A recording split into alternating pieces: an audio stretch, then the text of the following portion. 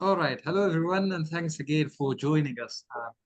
I can recognize some familiar names, and thanks to those who are joining us for the first time. It is our pleasure to have you all today in this session with Jelani Wilson. Um, Jelani is my friend who is an author, who is a teaching artist based in the US. And thank you so much, Jelani, for your time and effort and for initiating to talk to our students as part of this initiative. Thank you, George, for joining us as usual, Millie, and our lovely students here. So today, Jelani will be talking about the power of words, the power of storytelling, and the power of using words to convey your messages, to convey your um, story and feelings. The title of the talk is Just Futures for Palestine and the World. Looking forward to hearing and learning from you, Jelani. So the floor is yours. Okay. Over to you. Thank you. Thank you so much. Hello, everyone, and thank you in particular, Dr. Janina. It's an absolute honor to be with you all today. Again, my name is Jelani Wilson. I am a speculative fiction author. I'm also a teaching artist based in the US. I've been facilitating this type of creative writing workshop um, for actually almost 10 years now. I looked at my original notes and I was like, since 2015, and I was like, oh my God, that's a decade. Um, as an adolescent, I was writing science fiction stories and reading Malcolm X. So I have been in the practice of imagining new worlds that are free of oppression, white supremacy, Zionism, and their empires of violence for most of my life at this point. Um, and all of that has taught me that futures of liberation that we all dream about can be made real. Um, and I think about this especially because of the history of solidarity between the Palestinian liberation struggle and the Black liberation struggle. Um, there's not a single figure of the Black liberation struggle that did not tie that to freedom for Palestine. Um, when I teach these workshops to young Americans, in some cases high school students, and in some cases college students, one thing that always amazes me is how creatively they are able to think and imagine once you get them to stop seeing the United States as the center of the universe. It also has the tendency to make them kinder in those efforts too. So to get us started, I want to share a quote from one of the most important Afrofuturist authors from the United States, Octavia Butler, about science fiction. She wrote a lot about resisting and undoing oppression in all sorts of ways. And this one quote of hers um, says a lot about what we are going to be doing today. She said, science fiction is a wonderful way to think about possibilities. It's a freedom. It's a way of doing anything you want. There are all sorts of walls around other genres. There are no real walls around science fiction. We can build them, but they're not actually there. So one of the things that made me think about this quote when I was organizing all of this is thinking about that that idea of walls um, and how there are the physical walls of oppression, um, and then there are the mental and psychological walls in people's minds and the walls around people's imaginations that limit the possibilities that we can conceive of as possible. And so a lot of what I would like us to do today is to find our way to what she talked about, how there actually are no real walls. And then if we can start to take them down and not only, our minds such that, those walls might exist, but also in the minds of others, I think is a really powerful, powerful thing. Memoirs. Um, Memoirs. so I titled this workshop Just Futures for Palestine and the World because, I mean, for any thinking and feeling human being, it is clear that a just future can only come through Palestinian liberation. And this leads to a speculative question that I would all like us to think about throughout today and to think about together. And that is a question of how do we describe the world that we want and that we need? And just thinking about this question is an exercise in a practice that will help us with, I think, a really important thing that we all have the power to do, which is to speak life in a world that is dominated by those who can only speak in death. Um, that there's this inhuman future that they think is guaranteed. But the fact of the matter is, their future isn't guaranteed at all. And once we start thinking about our futures and the futures that we want to bring into being, that process is the beginning of making it so that the future that they want cannot possibly exist. And storytelling is a really big part of that. Um, and like Dr. Janina and I were talking about before we started this meeting, is that to me that very much connects to one of the points that the great martyred Palestinian poet and professor Rafat al-Arir was famous for making. So when we imagine futures of, actual humanity, futures of justice, of love, of life, what do we see? And these are open-ended questions.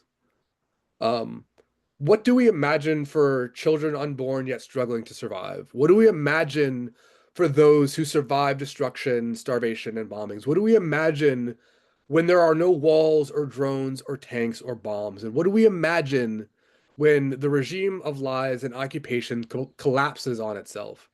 And what do we imagine for those who've lost their humanity when their death machine finally dies? And so the purpose of this workshop is for you to explore these questions and more, and most critically, to express yourself as freely, as emotionally, as imaginatively as you possibly can. And so we'll be using storytelling in that way as a form of resistance. And so when we talk about the terms speculative fiction, um, for our purposes, all we mean is any form of writing that envisions and explores the kind of future that you want. And so this can range from, anything like science fiction to creative nonfiction, to poetry. There really are no limitations. And one of the things that's really important for today, is that you have all the power. You make all of the decisions. And so through that today, we're going to be planting seeds for futures together through storytelling. Um, and one thing that made me think about a lot when I was putting this together is the idea that, the pen may not be mightier than the sword, but the pen can lead us to fight in ways, in whatever ways that we can, to bring just futures into being, because we've already created them and we can start to dig that trench for ourselves. So I want to, after saying all of that, I want to talk a little bit about how this is going to work. There are 4 domains, and thank you to Dr. Janina for putting those worksheets in the chat. If anyone who joined late doesn't see those in the chat, please let us know and we can easily put them back in for you. So we are going to work on 4 different domains. The first one is one that we're going to work on together. Okay. And this will be a way to kind of get us started. After we work on the first one, which will take about 20 minutes or so, we'll take a 5-minute break just to breathe a little bit, relax our minds, and then we'll come back and work some more. When we come back to work on more, you will be able to choose whatever area is most interesting to you. Okay. because of time restraints, we're not going to get to all of them, which is why I want to make sure that everyone has copies of the worksheets. So that way, when when the session is done today, you are able to continue working on these in whatever way makes sense for you. Okay. Um, and so at some future point, hopefully when you have a full piece of writing, whether that be like a short story, whether that be, an essay, poems, whatever comes out of you, um, there will be a way to get that published. And that's something that we will talk about at the end of the workshop. We have a connection with a really great group in the United States called Zines for Palestine. And they publish works of Palestinian writers from across the diaspora. They were very excited to hear about this workshop today, and they extended those publishing opportunities. And that's something that we'll talk a bit about at the end. And then hopefully there actually will be a future webinar about that as well. But to get ourselves started, I would like us to do a little bit of brainstorming together. If you want to do this on your phone, if you want to do this, by hand, we can also turn on our microphones if it's helpful to talk some of these ideas out. I'm going to share my screen really quickly, just because it'll make it easier to show the questions and make it so that way. Um, one sec. Of course, the one document that I need to share is like not showing up on my share screen. Give me 1 second. All right. What I'm going to do now quickly is I'm just going to put these questions in the chat since they're not showing here. 1 sec.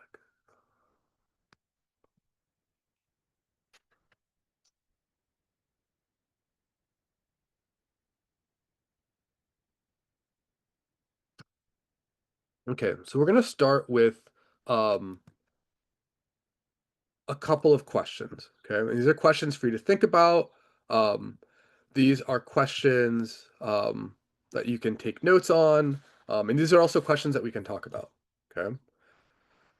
So these questions are meant to build on each other, so you don't have to think about them individually. You can think about them collectively.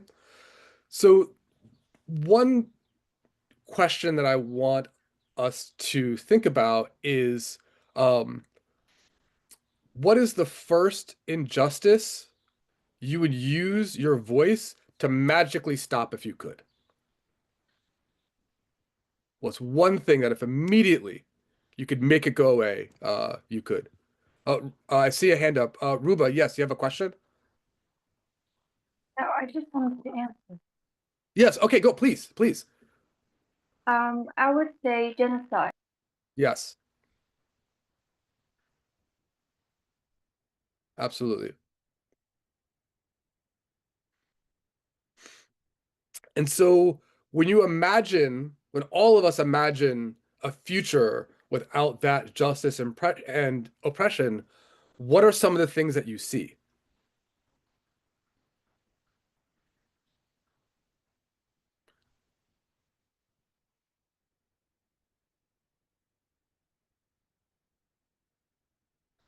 And then whatever it is that you see,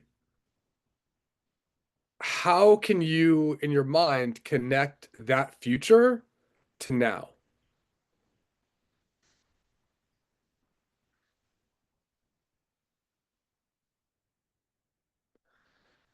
And to give you an example of kind of what I mean by this, several years ago, one of my favorite rappers had a line in a song where he essentially imagined what it would be like if um, the people of New York City were able to put police officers on trial. And one of my favorite things about that line is that it makes you think about, okay, well, what would have to change? what would become necessary to happen in order for that to happen?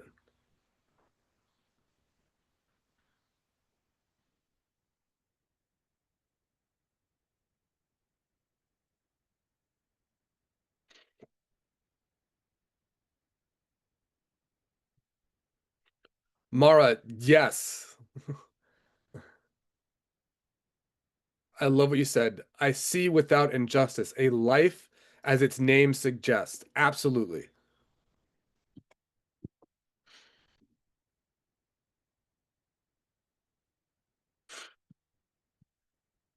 Yes, Ruba. The strength to stand and face those injustices.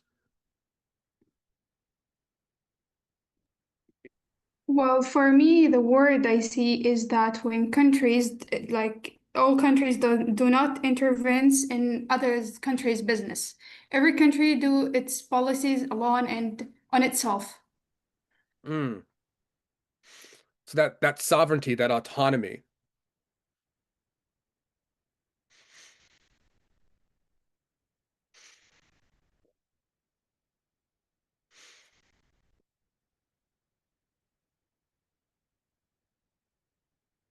Duha says utopia. That's an interesting idea. Um,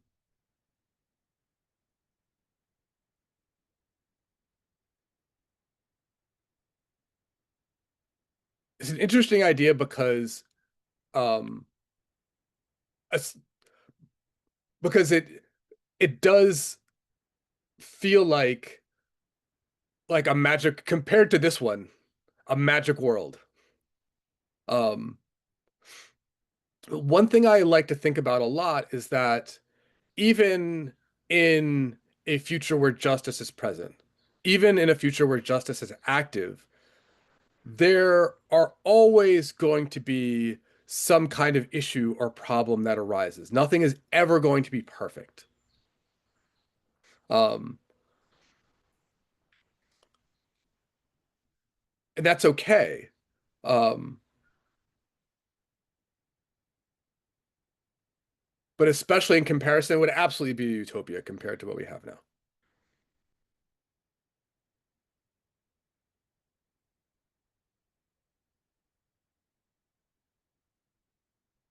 Okay. Okay, good. Um, so I think, yes, please, everyone, please continue putting messages in the chat because your thoughts and ideas here are wonderful. And this is so important for what we're going to do next. But for the sake of time, because we could imagine for these three questions for like the next hour and a half if we wanted to. But I want us to take these thoughts and this energy and the imagination that you are already putting into this um, and take it further. So please continue to put messages in the chat because I'm going to be like looking at my notes and looking at the screen. I may not be able to see and react to all of them right away. But the ones that I'm seeing so far are all amazing. Okay. So now that we're imagining, let's spend some time seeing how far we can go. Okay. I'm going to try to share my screen this time. It did not want to share the screen I wanted to share last time, but that's okay. I'm going to try it again in a slightly different way. And we're going to take a look at a couple of questions that I think will help us. I'm going to try to make the text a little bit bigger so it's easier to see on your phone. Okay. Okay. Perfect. Okay. These questions will help us to like get started with thinking about these ideas with storytelling and using these ideas for storytelling a future of liberation. And so what we're going to do is we're going to work on these questions. Oh, here it is. Okay, great. We're going to work on these questions for like the next 20 minutes or so. Okay. I'm just going to try to make this a little bit bigger just so the questions stand out a little bit more. There we go. Okay, good. So, these are questions that that are really important to think about. I do want to add, I'm actually going to add one more question. Dr. Janina and I were talking in the beginning before we started about how when we do sessions like this, we often think of really good ideas like right before we're going to start. And so I thought of one and I didn't add it while we were talking and I meant to.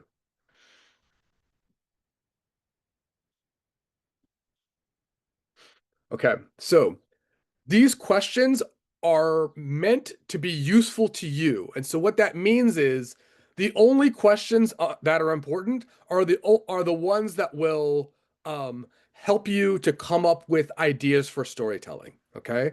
So if any of them don't speak to you, don't worry about them. These are all, again, questions meant for us to continue thinking.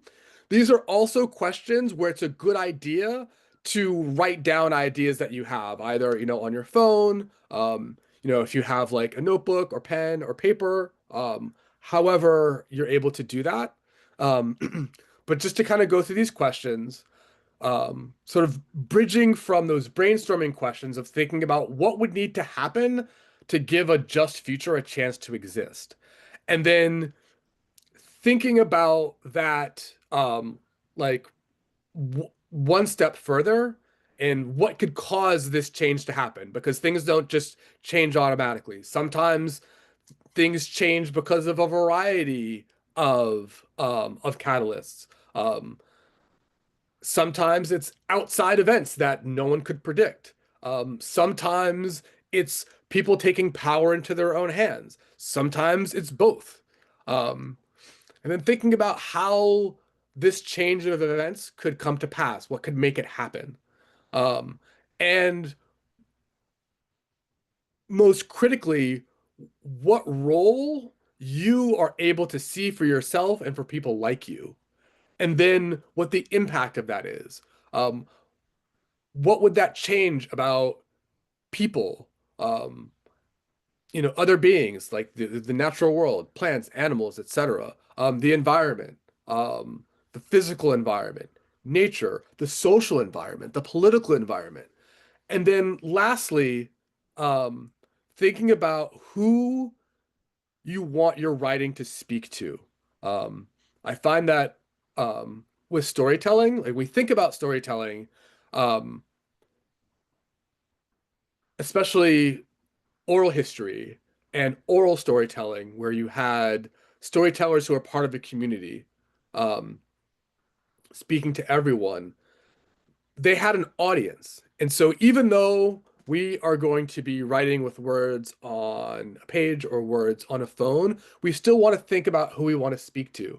And this is an open-ended question, and you can speak to multiple people at once. But who we want to speak to will have an effect on how we want to speak to them, right? So whether you want to whether you want your storytelling to speak to other Palestinians, to the greater diaspora, to the outside world as a whole, or any combination of that, is really important to kind of think about and to make a decision about. So I'm gonna stop myself from talking. But let's give ourselves 15 minutes to work on this. I am going to see if I can still see the chat.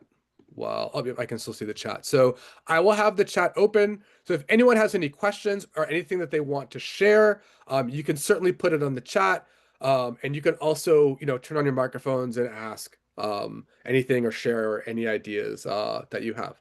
Okay. So before we jump into this, into these questions, does anyone have any questions? Oh, Ruba, I see your question. Yes, I will put these questions in the chat right now.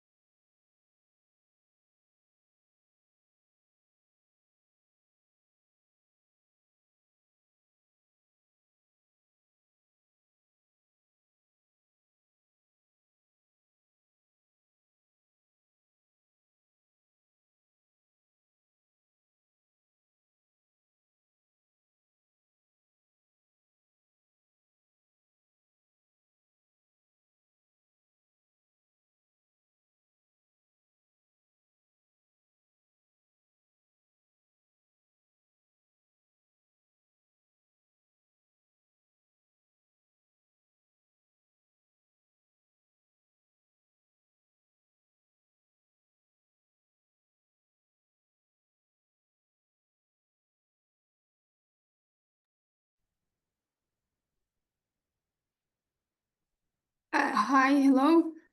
Uh, Yes, sorry, I just got to your question in the chat. Yes, absolutely. Go ahead. yeah. My idea is always like I always imagined Palestine without occupation, especially when I was abroad and I was visiting a new countries and a new cities. I could not enjoy it at the first sight. The first thing that comes to my mind is that I imagine my country, my own country, Palestine, like without occupation, as a touristic countries, as a touristic country, people come to visit it for just to explore religion and to explore civilization, history, and etc. And the saddest thing is that when we say Palestine, the first thing that comes to people's mind is war, occupation, and death, and these saddest scenarios. I always imagined my country without occupation. Maybe in the past that did not happen, or maybe in the future to be free and without occupation. So people start be more aware about the value of Palestine, the value of its history, its religious history and civilization and all this. Yeah, this is my idea. Not only is that a absolutely beautiful idea, that's a great example of exactly what we are doing this workshop to do, and the sorts of things that I think are really important to express. Um, and I think just the way that you've talked about it, um, kind of gives us everything that I wanted these questions to help bring out. So thank you for that so much. And it makes me, and what you said also makes me think about, my relationship with friends of mine in Gaza. And one of the things that we talk about often, especially when we're ending a conversation, is how one day I will be able to come over and have tea with them in Palestine. Yeah, that's the idea of that the idea came to my mind from this. Like my friends always tell me, whether now or before, we want to visit Gaza because they do not have the full image about it. They only hear it from the news, and every time a war happens, they just see it on the news. They do not really know the real image and the real life of Gazans. Yes, that's absolutely true. And again, like just thinking about my own experience is having personal relationships with people in Gaza is one of the things that's changed that for me in a tremendous way. I see two hands up. I'm not sure who had their hand up first, but I'm just gonna say, Duha, go ahead and turn on your microphone and say whatever that you want to say.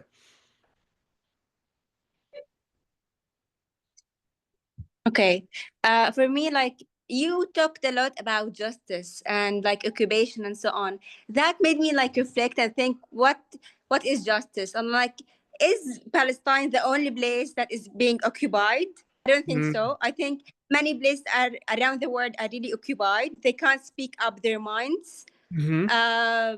So not only Palestine is the one who's occupied. So if you want to work on this, we want to think that the whole world is really occupied. Like who can speak no, like in the face of a restrictive regime or so on. Mhm. And this like requires a whole, let's say, revolution against all regimes that are here, that are being on now.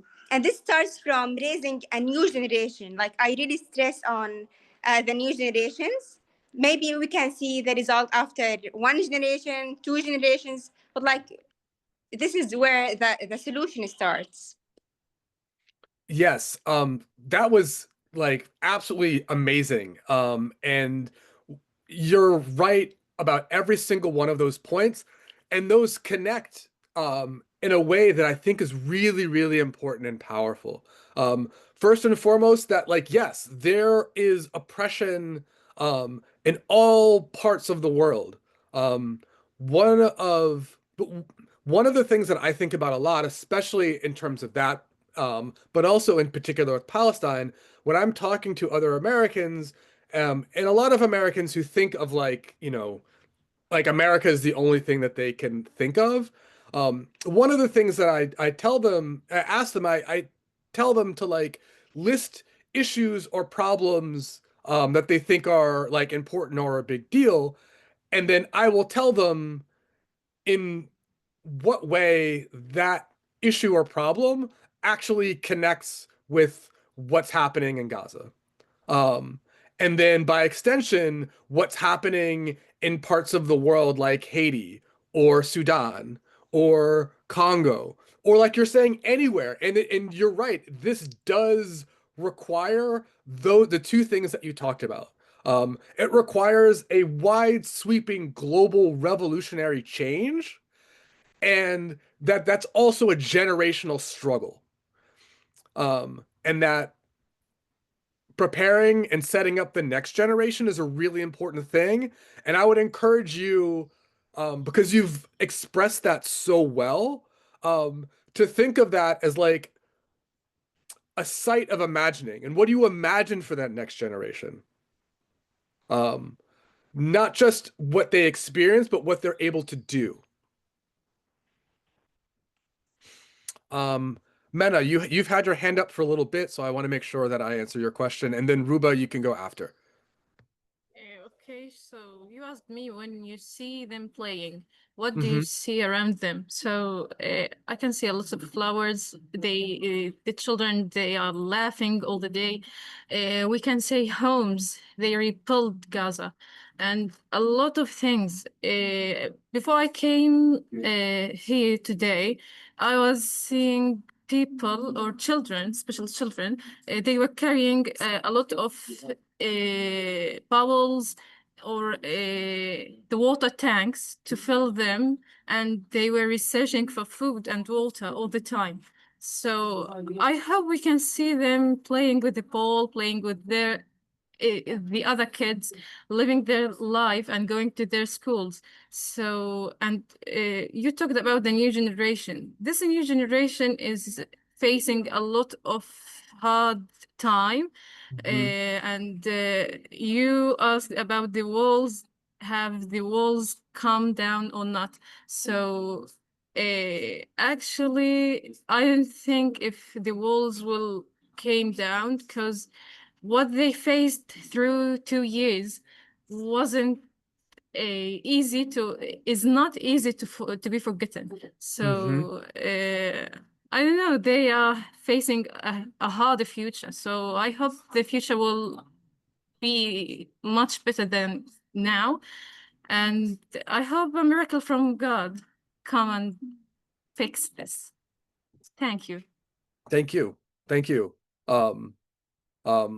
One of the things that you said that I just want to respond to was about children just being able to play and go to school and live their lives, and imagining a world and a reality where they don't have to think about getting water. They don't have to think about getting food. Those things are available to them freely is really, really important. Actually, a lot of the bread costs you your life, and there's a lot of children. One of the events that happened, my brothers went to the sea when the tracks came, and they found a child who was too young to go to these places, and he asked them to help him and take the flour with them and give them few from this package. So this child, I have actually some photos to him and my brothers too. They were all young. My brother is younger than me. And they went because there is no bread, there's no food. So they must have to be at the university now, and they lost their lives, they lost their future. So when you look at them and look at this child who was trying to have his food from his own, and he lost his brother while the tracks came and the people were around them. So this is it became like, what is going to happen then? they will have their lives or not, they will live or not. So there's a lot of questions. Yes. So hoping everything is going to go right. Yes. Yes. Thank you for that. Thank you. Ruba, you've had your hand up for a while, so I want you to be able to speak. I do just want to say that I am looking at your sketch that you put in the chat. And if you want to talk about that, and also some of your ideas, please, you can turn on your microphone and go ahead.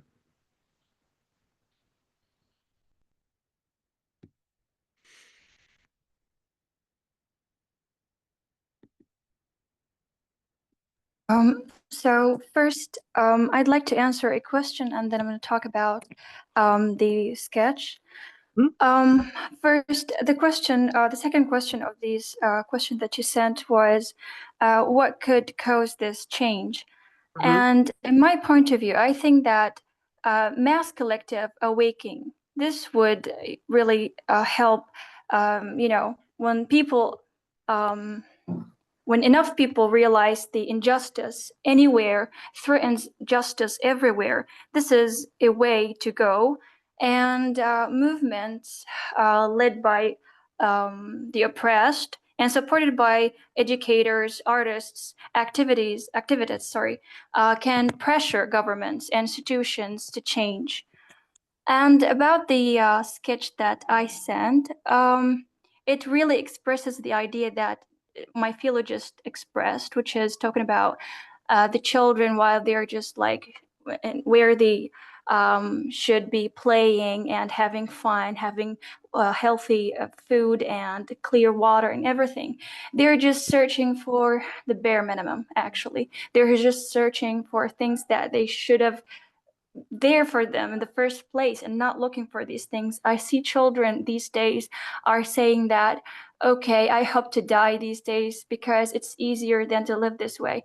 And I think about it like how a child come to think about these things. Like a child should think about toys, places to go, Disneyland, and all these stuff, not to think about death and just, looking for an easy way out. This is so harsh and heartbreaking to see kids just doing things that they're not supposed to even feel. And this is what my painting or just sketch express. Thank you. Yes. No, thank you. Yes, I want to, all of what you said, I think is incredibly important. One thing that I want to highlight about what you said that I think is really relevant to what we're doing today is the idea that there needs to be an awakening, because you're absolutely right. There does need to be an awakening. And I think about, what we're doing today as a way to contribute to that awakening. There was another message in the chat about how there are more demonstrations in Western countries, and I think that that can be a part of that as well. I do think that those of us in Western countries have like have a much bigger job, and we need to do more. We can't be satisfied with anything that we've done so far. But that's also part of a global awakening, and I also think that that connects to an earlier comment about a generational struggle. And I want to be mindful of time, so I'm going to stop talking. And Mara, I see you have your hand up. Please go ahead.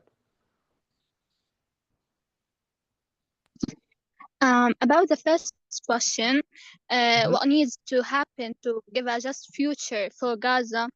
I think there's one word, which is the humanitarian character.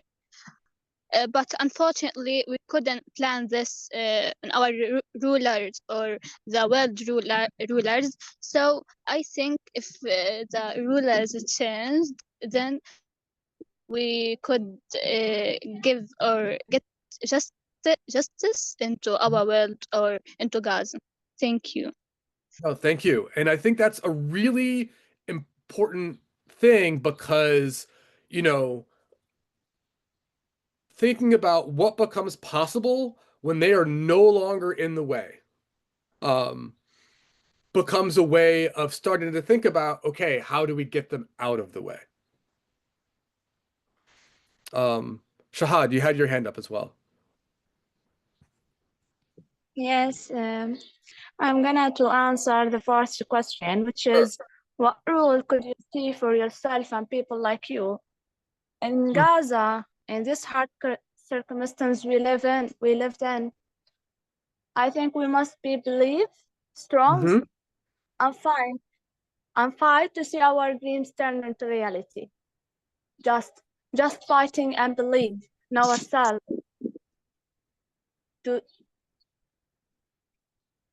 Yeah, and we mustn't lose our impression and our hope, and we must be steady like a mountain, even if the whole world stand against us, even if the whole world is silent about what's happened in Gaza. Land doesn't see anything about anything of genocide, starvation, especially for children. Our children is died because of this unbelievable circumstance we lived in. Yes. I think we must be strong and believer. Yes. Yes. Steady as a mountain. Yes. That steady Never belief. never lose hope. Yes. Yes, that Thank you. steady belief and that and fighting back in, you know, in whatever ways that that all of us can, because to an earlier point, that all of this is a global struggle. All of this involves the whole world. And so everyone has a role and a responsibility.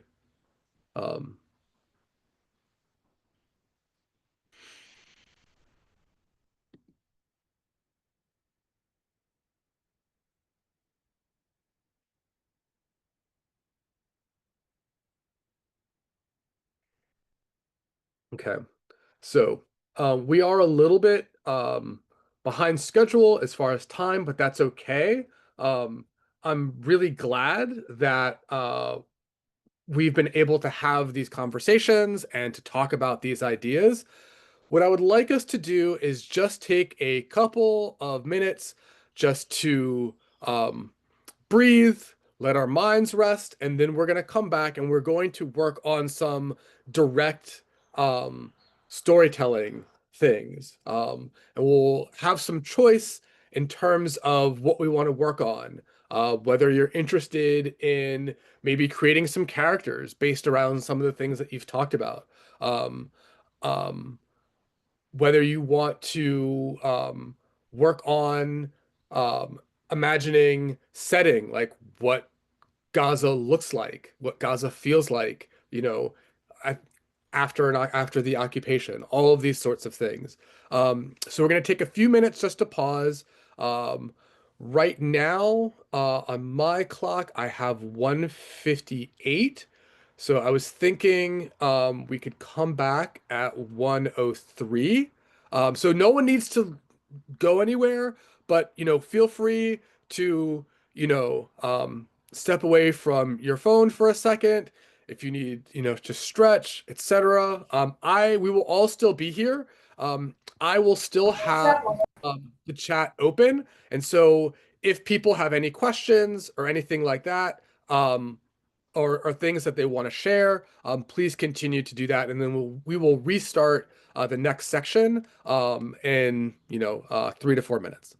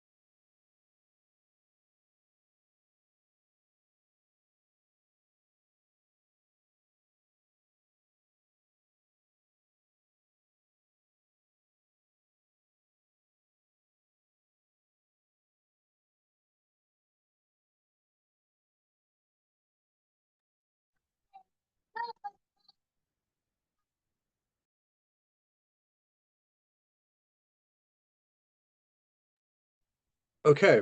So it's 7:03. So I'd like us to kind of come back and do some direct storytelling work. We're going to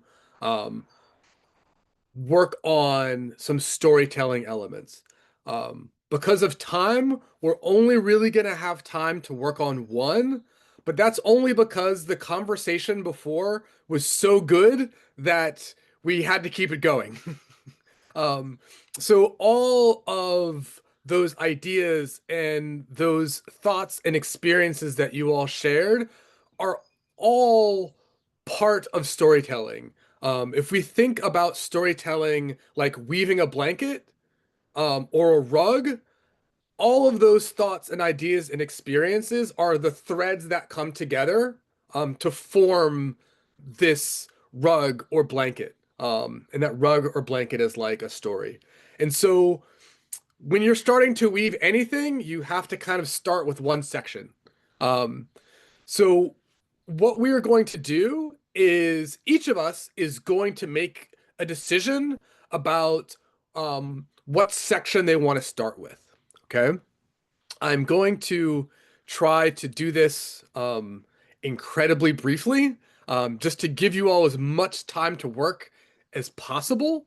And then, of course, as you're working, if you have questions, feel free to turn on your microphone.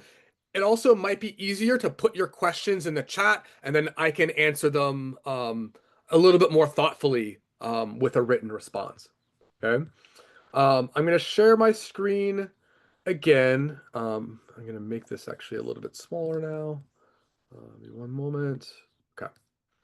So we have a couple of different domains that that you can choose to work from. You can choose whichever one is most interesting to you right now.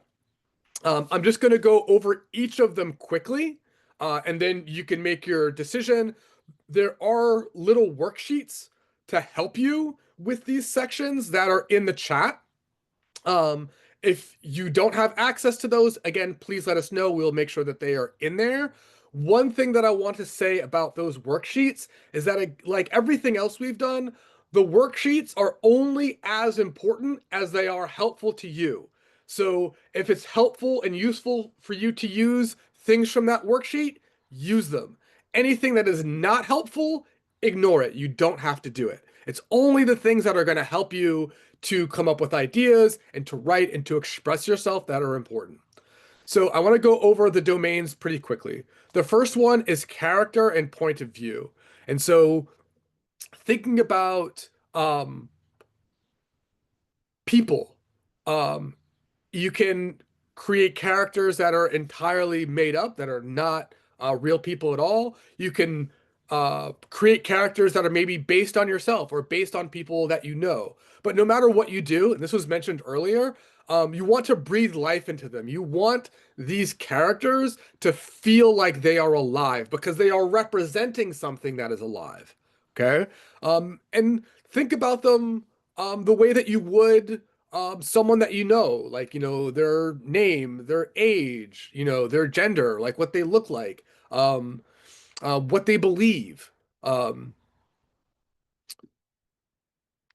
then along with that point of view, thinking about the point of view you want to use in your story. Do you want your story to be told from a first person point of view where the story is being told through the character's eyes? Or, commonly like a third person point of view where there's an outside narrator that is, telling the story of what's happening. Or you could actually use a second person point of view where you make the reader into the person that is in the story. Second, we have setting and backdrop. And so the setting of a story is not just like the physical location, the society, or the political situation. Thinking about things that include time, elements of geography, science and technology, transportation, so on and so forth. All of these things are really, really important. Okay.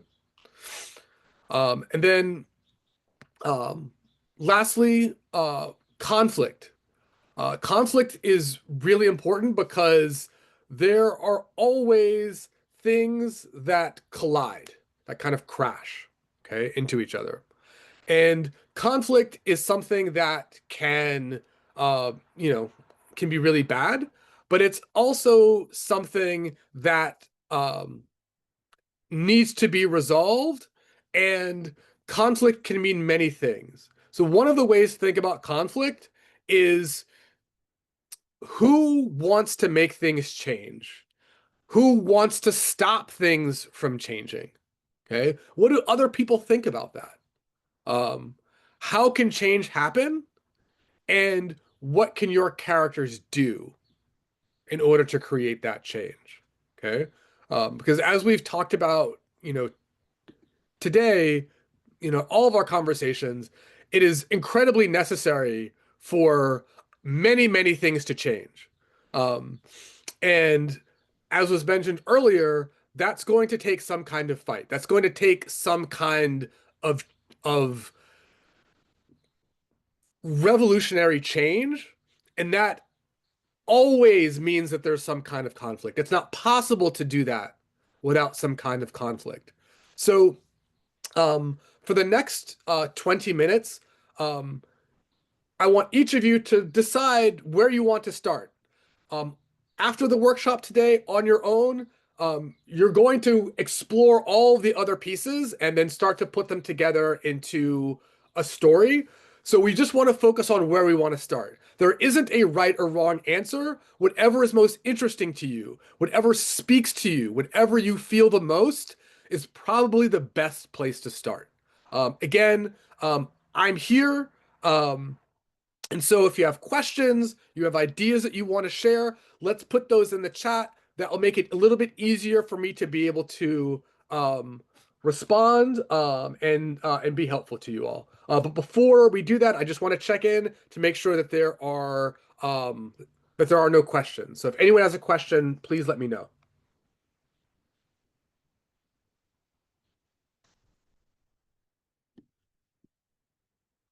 Great.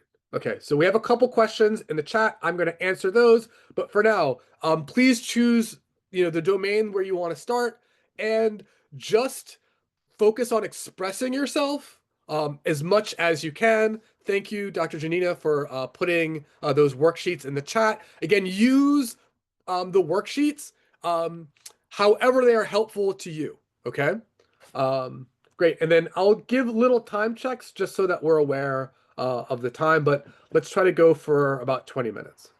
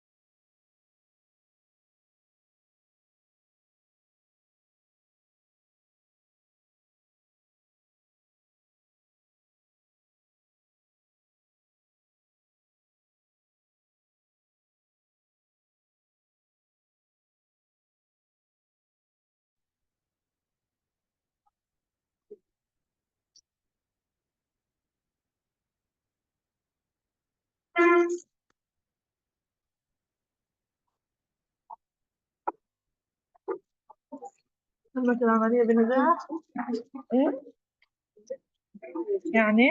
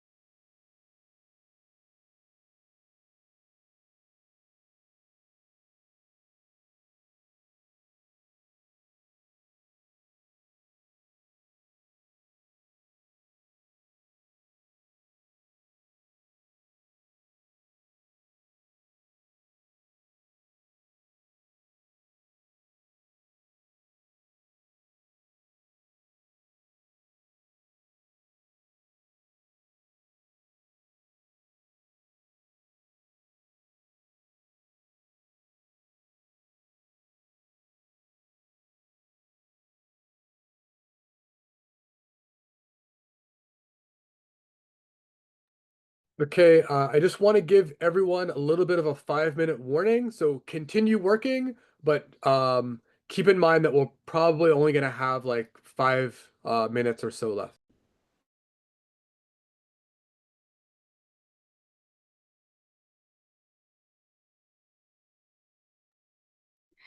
I wanted to talk about the character and the settings themes, if it's possible now. Yeah, for the character section, like I don't want to write about some superhero or someone with superpower. Like just to write about, I prefer to write about a normal human being and just a human being with her or his basic rights and duties to reflect that anyone could make a change if they believe so. And for the settings, like for example, if I want to write about Gaza nowadays, I don't need to add extra conflict or plottings because every day here in Gaza is a new challenge.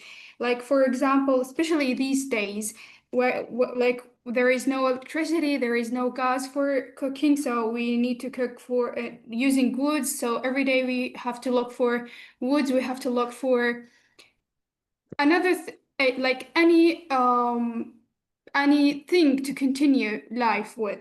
And like another problems with and challenges with the transportation, with the food, water, and like the mandatory of life basics we miss here in Gaza. So it's a challenge to live day by day searching for these things. So that every one of us and everyone in Gaza considered or can be a main character in her or his own story. Yeah, That's thank you. yes, that is exactly what we want.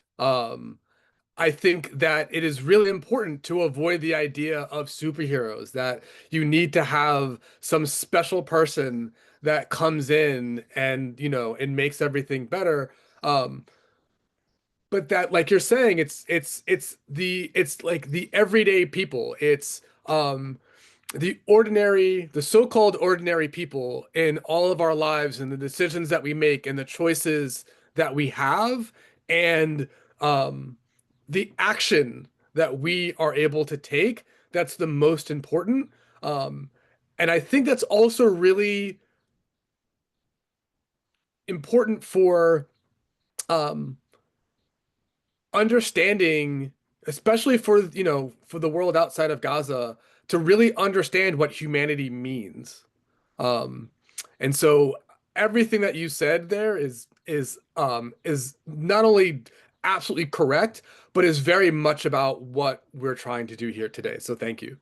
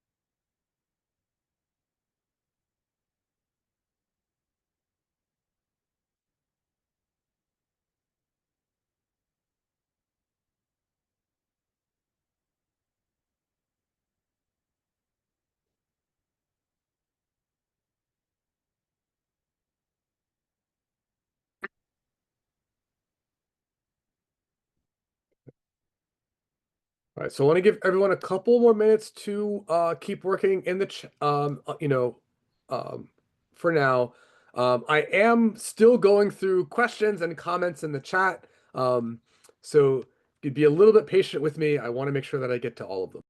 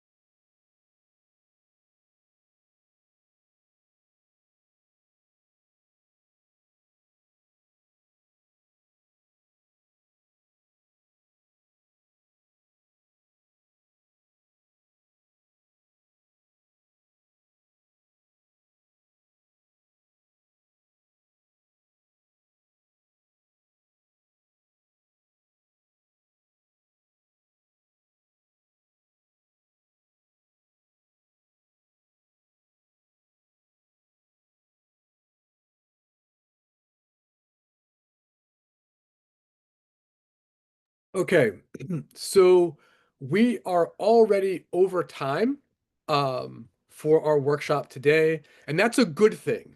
It's a good thing that we are over time, because what that means is that all of you have brought so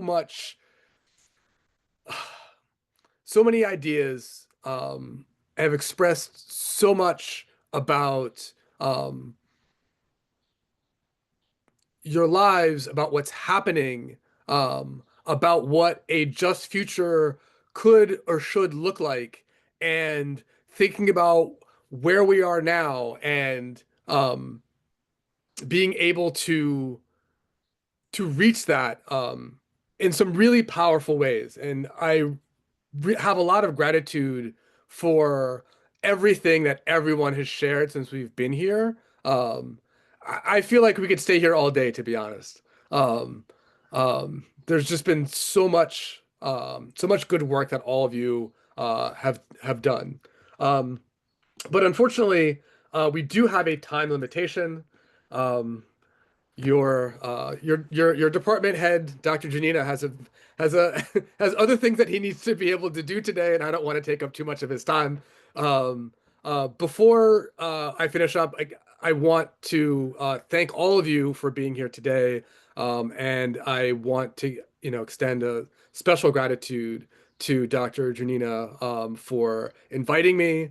And for being my friend. Like, it's quite amazing. So before we finish, I want to talk about a couple of quick things. So today was all about getting started. Okay. One of the most important things about the way that we start is that you make all of those decisions. All the decisions of how to start, where to start, what to express, how to express, are things that I can't tell you and no one else can tell you. These are things that only you can know. And it's very clear through everything that we've done today that you already know.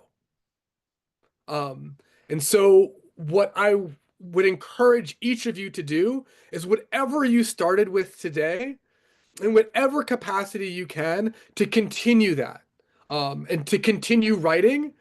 And when you have something, whether it's a poem or a group of poems, whether it's an essay, whether it's a short story, whether it's a chapter of a novel, no matter what you have, there is a way to be able to get your voice and your piece out into the world. One of the things that I mentioned at the very beginning is that we have made a connection between the RECONNECT program and a publishing project in the United States that's called Zines for Palestine. And Zines for Palestine is a publishing project dedicated to publishing Palestinian writers, particularly writers from Gaza. And each and every one of you counts as a writer from Gaza. So a couple of things will happen. First, I will be in contact with Dr. Janina about this and helping to facilitate that. So that way, whenever you're ready, there's a way for you to be able to send it and get it published. Especially for the workshop that we did today about imagining just futures, that actually that topic matches perfectly with an anthology, with a big collection of work that Zines for Palestine is in the process of gathering to get ready to publish later in the year. On top of that, Dr. Janina and I have talked about with some other people about having a webinar where someone from Zines for Palestine will have a meeting with you all just like this one to talk about their different publishing projects, to talk about how to send them your work. So there will be more information about that will be coming hopefully very, very soon. And so before we finish today, I just want to check in one more time just to see if there are any last minute questions.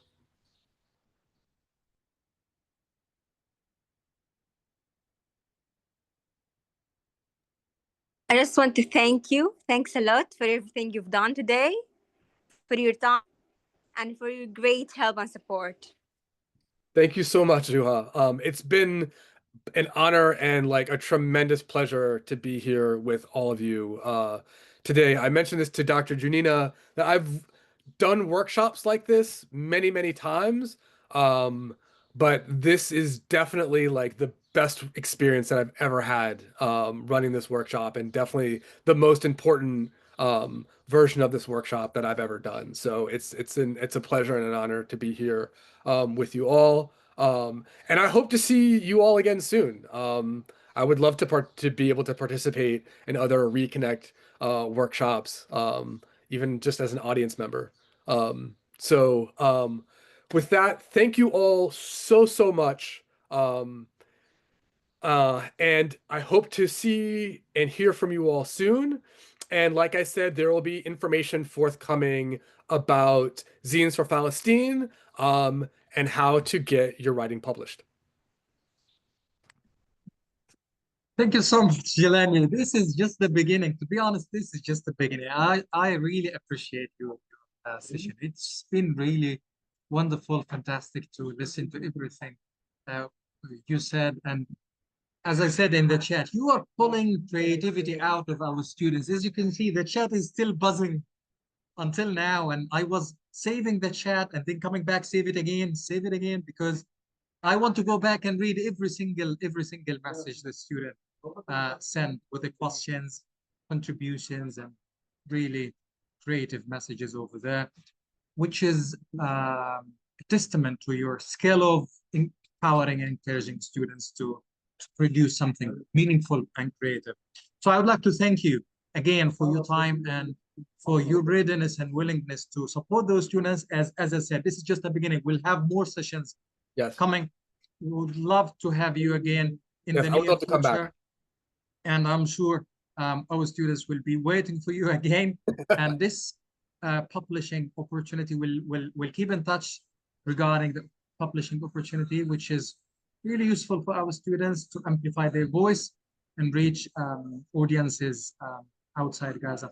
So thanks again, Jelani. Thanks, George, for joining us as usual. We love to see you all the time. And Millie, the same. Thank you so much. We love to see you all the time. Thanks to our students for their commitment and for their creativity and questions and contributions. And I really understand how difficult and tricky to join live sessions in Gaza. I myself struggle with the internet connection. So I really appreciate your time and the extra effort you exert to attend these sessions and make them a success and happen. So I'll save the chat again for the final time. And thank you so much. We'll see you soon, everybody. Bye-bye. Take care.